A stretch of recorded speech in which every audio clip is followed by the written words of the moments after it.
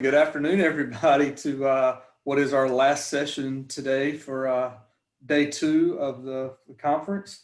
I'm Jeff Webb with the City of Wilson. I'm going to be moderating this session.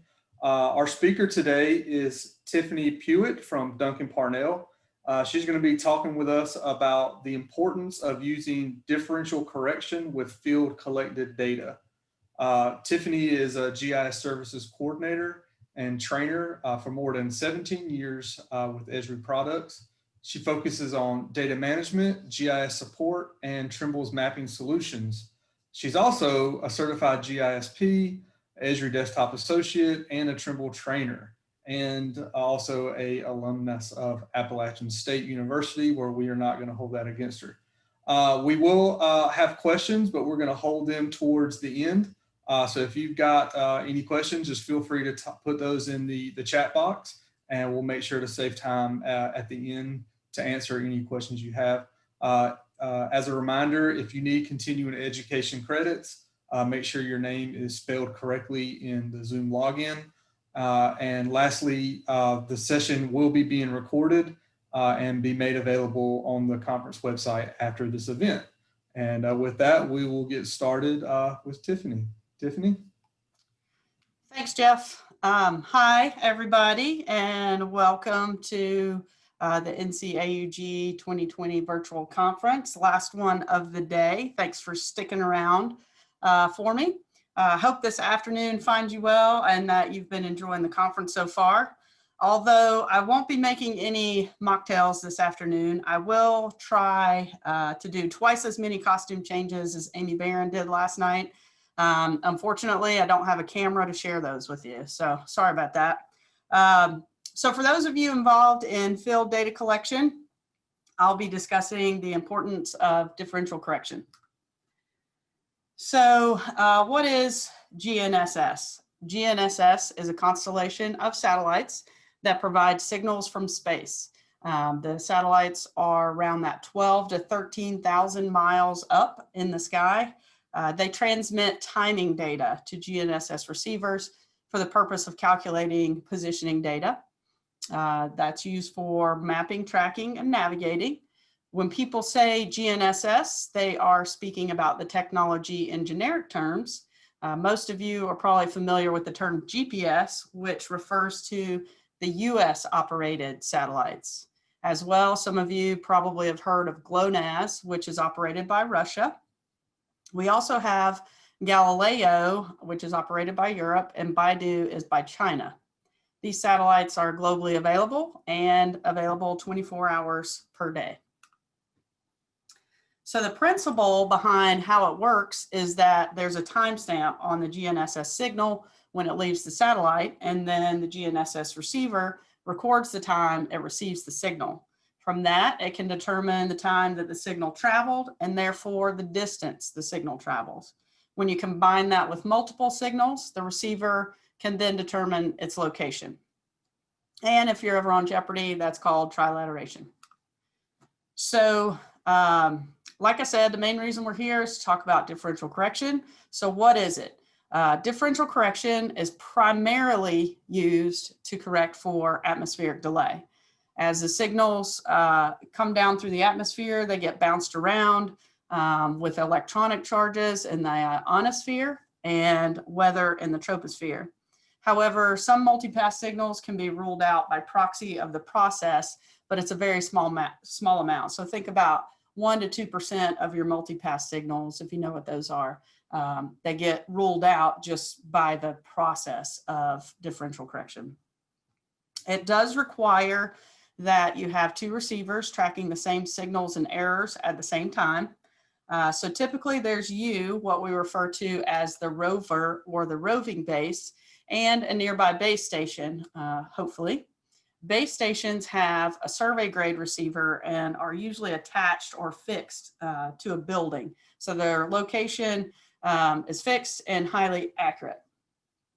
When the signal comes in and tells the base station that, maybe it's like 2 feet to the north, the base station says, no, I'm not. I'm actually 2 feet to the south. And it'll write that correction to an algorithm where you can apply that same correction to your data, right? So a couple of other things, in case you haven't ever heard this, there is a parts per million dilution of precision the further away you are from the base station. You know, think about the weather, you know, it can change a lot in 50 miles, right? So that said, the closer you are to a base station, the better your corrections will be. It is recommended that you pick a base station at least within 50 miles or 80 kilometers of your project site. So post-processing is the term used to describe the application of differential correction once you get back in the office. This works well in offline areas or workflows.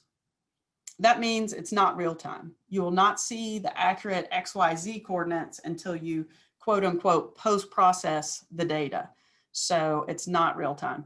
Post-processing usually refers to a single base correction, which means the user picks one base station to correct with, but some hardware and software can use multi-base solutions where the corrections are averaged out to get a little better accuracy in some cases. This does require additional software.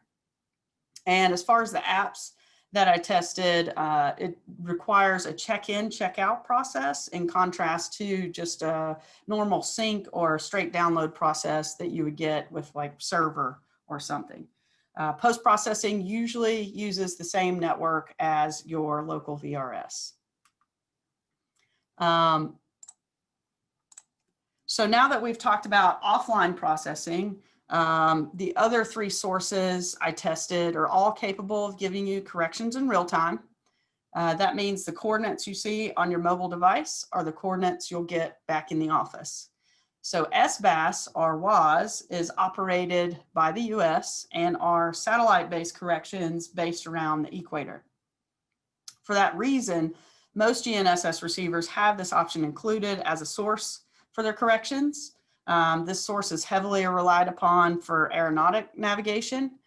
Because it's based on the equator, it works best when you have a good view to the south. Likewise, if you're in the southern hemisphere, then you would want a good view to the north. So Trimble RTX is a subscription-based service that only works over land, but it is worldwide. So for those organizations that collect data near state boundaries or in multiple states, this may be a good option. These corrections, they can be satellite-based when you're working in dead zones, but it can also pull in those internet-based corrections for a little faster convergence time. As well, it's real time. Unfortunately, though, it's only limited to Trimble or Spectra receivers at this time. VRS, like SBAS and RTX, is another option for real-time correction. It offers the multi-base solutions, which will average out the corrections from a network of base stations.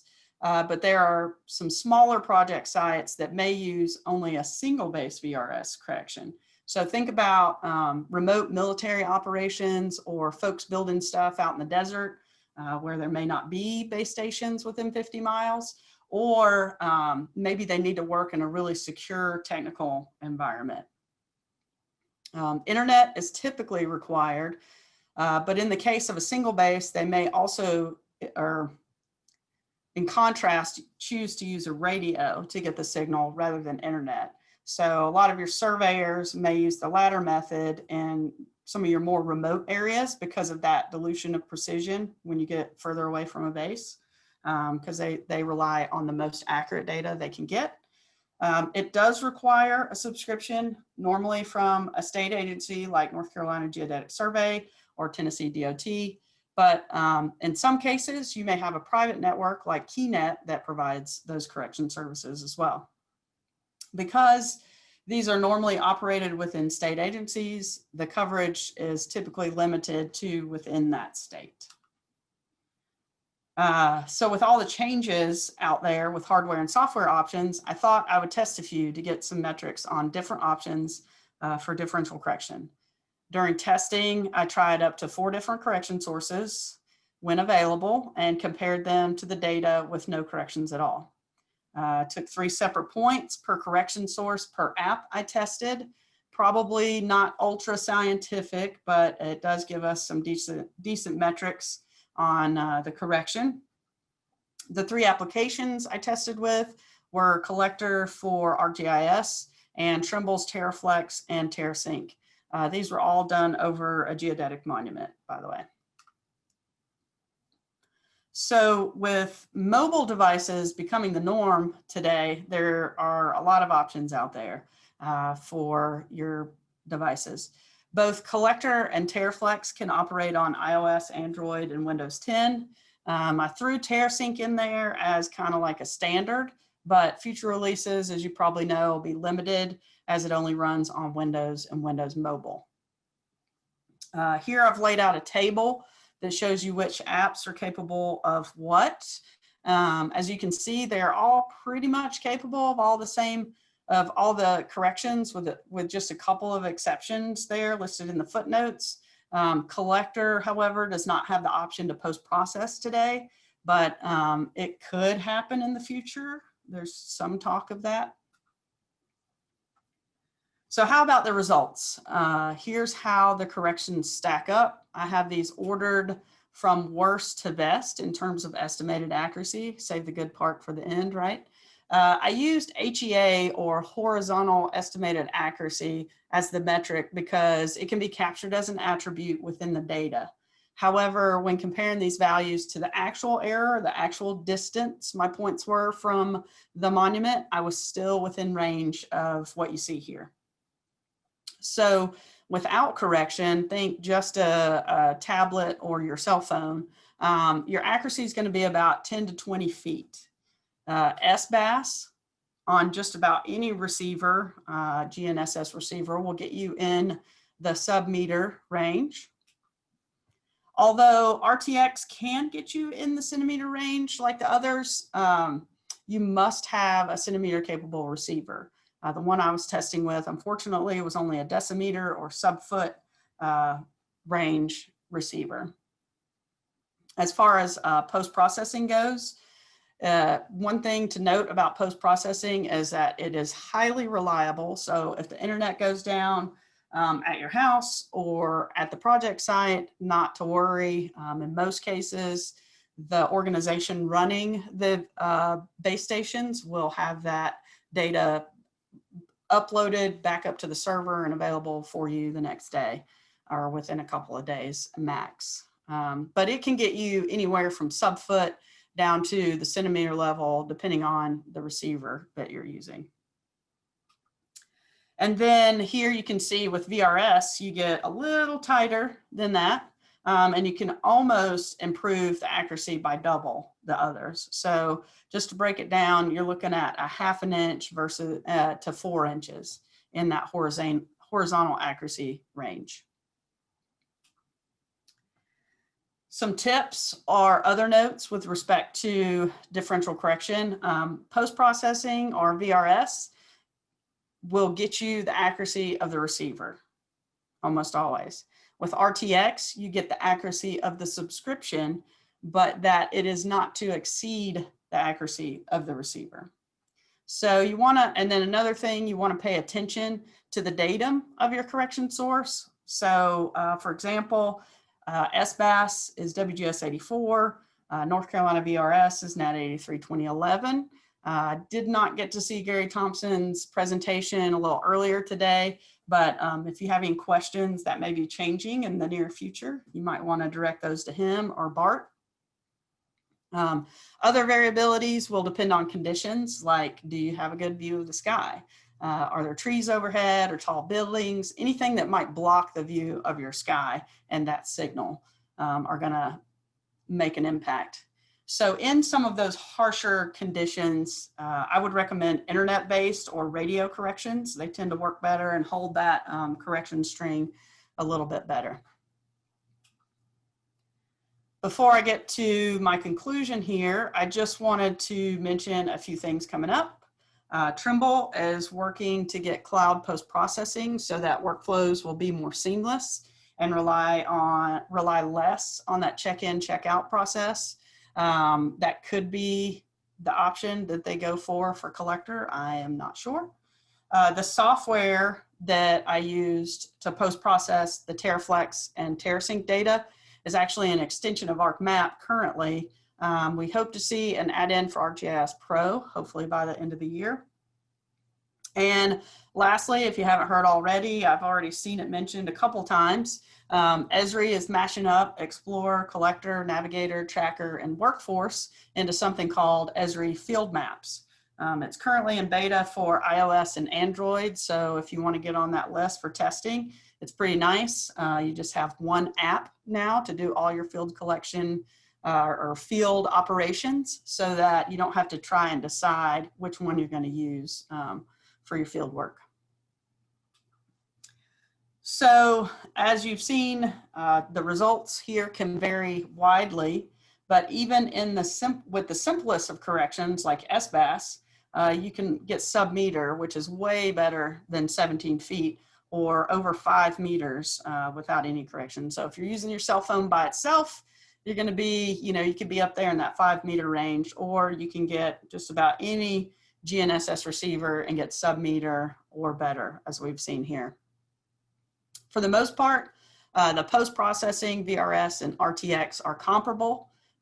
It's mainly based on the receiver's capabilities. Another concern when you're thinking about this may be whether or not you need the coordinates in real time. In other words, do they only matter when the data comes back into the office, or do you need those actual coordinates accurate out in the field? And with all these options, there are always, there's going to be a cost associated with purchasing additional subscriptions or additional software, and maybe even data plans in some cases. So I'll leave you with this. One of the biggest questions I get asked, or I ask customers when they're trying to decide on a solution, is how accurate do you need the data to be? What are the field conditions going to be like? And are there any dead zones? And with that, I will open it up with questions. And I posted a little picture there because we can't see all the scenic things that we usually see at the NCAUG conference. So I gave you a picture of my scenic view. Be sure to stick around for the door prizes coming up. Jeff's probably going to tell you about that maybe. But enjoy the rest of the conference, and thank you. All right, thank you, Tiffany. We had a few questions in the chat, and I don't know if some of these questions got answered. My kids started World War III, so I had to step away for a minute. So our first question, does SBAS accuracy degrade as you move away from the equator? If so, roughly where will you start to see that degradation? So I think the trickiest part, I'll try to answer this as best I know how. The trickiest part about SBAS is being able to receive the satellite correction. So the way SBAS works, as I understand it, is that it's not actually transmitting, it's not making the corrections like a base station is. It's receiving the corrections and then transmitting them back out to the receiver, kind of like receiving your signal from your cable satellites. Like the cable satellites aren't actually making the movies and broadcasting on, you're just getting the signal from those satellites. So I hope that helps. All right, next question from Catherine. Sorry if you've already mentioned this, but how expensive is the subscription? I don't know what subscription she was referring to. It varies. I'll just say this, you're going to pay more for better accuracy if you're referring to like a Trimble RTX subscription. If you're talking about a statewide VRS subscription, again, that's going to vary. Some states are actually free. I think maybe West Virginia has a free VRS, whereas North Carolina is like a one-time fee. And some of them will charge you an annual fee to use the VRS subscription. So if you shoot me an email after this presentation on what state you're interested in and what accuracy you're interested in, I can get you a little bit better information. All right, next question. Can a state VRS be used in communities just across the state line?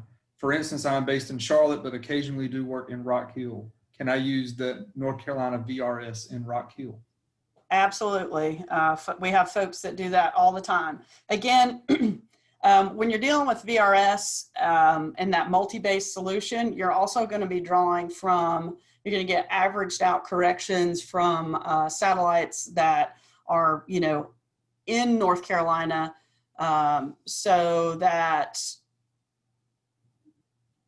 as long as you're within, say, 50 miles of those North Carolina stations, it'll draw on all of those. All right, and our last question, unless anything comes in, do you need an RTK network subscription for each GPS device, or can multiple GPS units be used simultaneously off of one subscription? So that's kind of a tricky question to answer easily. So, for example, North Carolina, some of this is going to depend on the provider, but in North Carolina, they'll allow you to run that subscription on up to 2 devices at a time. So if I log off of one of those units and use a third unit, you can still do that. You can only have 2 of those logins, for example, in use at a time. Gotcha. All right. Well, you had some love in the chat. Thank you for the Jeopardy tip. Tiffany making differential correction fun for all. It was a very informative speech there. Would like to thank everybody for being here and remind you that we have a poll coming up here in just a second, and also to make sure that you find, oh, there it is. Make sure that at 5:15 you hit that last room so that you can see the day's wrap up and door prizes. You don't want to miss it. So thank you all again. Hope you have a good day. Thanks, guys.